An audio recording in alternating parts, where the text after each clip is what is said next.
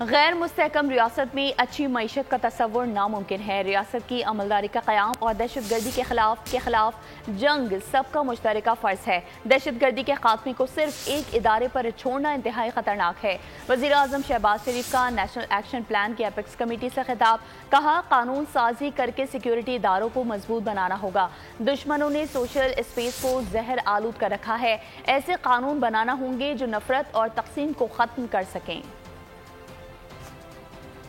سے دہشت گردی کا خاتمہ نہیں ہوگا۔ اس معاملے کو اپنی مسلح افواج کے افسروں اور جوانوں کے اوپر چھوڑ دیا ہے اور صوبے اور حکومتیں اس سے بالکل بری ذمہ ہیں۔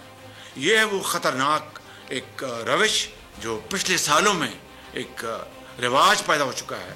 دہشت گردی کے خاتمے کے لیے جو بھی آپ کو چاہیے ہم انشاءاللہ آپ کے لیے مہیا کریں گے۔ قانون کی حکمرانی ضروری ہے۔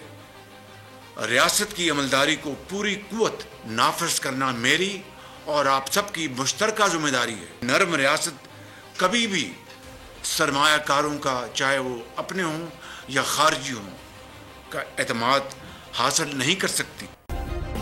سبسکرائب کریں اور بیل دبائیں تاکہ کوئی خبر رہ نہ جائے۔